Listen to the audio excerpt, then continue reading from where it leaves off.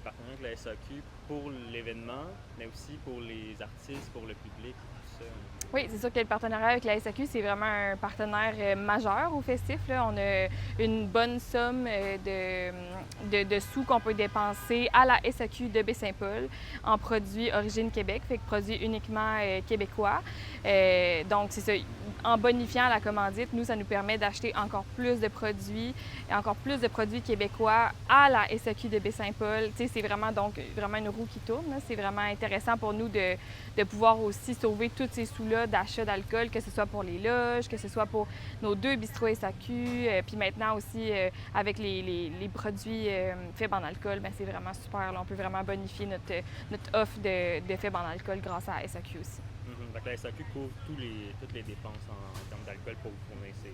Effectivement, oui, pour la plupart de nos dépenses, oui, grâce au partenariat de la SAQ. Puis c'est possible de savoir combien ça représente en termes de montant, cette commandite dans l'alcool? Oui, c'est à peu près 60 000 de commandite en achat d'alcool. C'est sûr qu'il y a des dépenses supplémentaires là, pour les loges des artistes, mais ça le touche en majorité. Les revenus qui sont faits avec les bistrots de la SAQ, qu'est-ce qui se produit avec ça? Est-ce que c'est la SAQ qui s'en prend une cote? Est-ce que c'est tout reversé au festival? Non, la SAQ ne prend pas de code par rapport à ça. C'est vraiment tout... ça rentre dans notre fonds de roulement à nous, puis c'est redistribué pour faire ce festival-là, là, dans le fond. Là. Fait que, ouais, c'est dur à dire où est-ce que c'est investi précisément, là, mais c'est sûr que le parvis, c'est grâce à ça. Toutes les améliorations chaque année, 50 de la programmation gratuite, c'est grâce aux partenaires qu'on est capable de faire ça. Encore une fois, en termes de chiffres, on a-t-il une idée de combien ça représente en termes de retour de profit, la vente en alcool au festival? C'est sûr que j'imagine qu'on pourrait faire un calcul rapide, là, mais c'est sûr que c'est beaucoup de sous. Je pourrais trouver le chiffre, si tu veux, sur mon cell, là, puis de le reprendre. Ouais. On parlait des produits locaux tout à l'heure. Bon, c'est tous des produits Origine Québec, tu me disais, Ouais.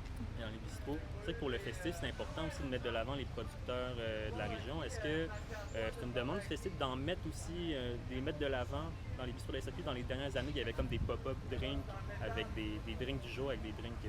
Oui, effectivement. Bien, c'est obligatoire pour nous, là, effectivement. Puis tous les cocktails du jour, on en a un du mercredi au dimanche. C'est tout de l'alcool mono, fait que l'alcool 100 d'ici, de la région. Fait que ça, c'est vraiment important pour nous. Un cocktail qui change à tous les jours, qui est disponible dans les 2 bistrots SAQ.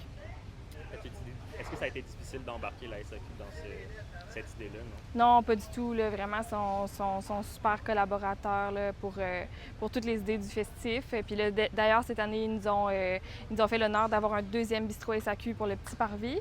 Fait que là, on va maintenant en avoir 2 avec 2 fois plus de produits. Au Petit Parvis, on va retrouver plus des produits un peu de niche.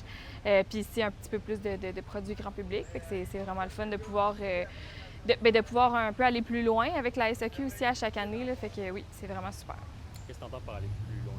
Bien, par exemple, justement, pouvoir aller chercher des produits un petit peu plus de niche là, pour les gens qui désirent consommer peut-être moins du vin grand public, par exemple. Là. Fait que ouais, c'est ça, c'est dans l'autre bistrot SAQ qu'on va trouver ça. Est-ce qu'il y a un travail qui est fait pour aller chercher, débusquer ces producteurs-là, les amener? Ouais. Absolument, absolument.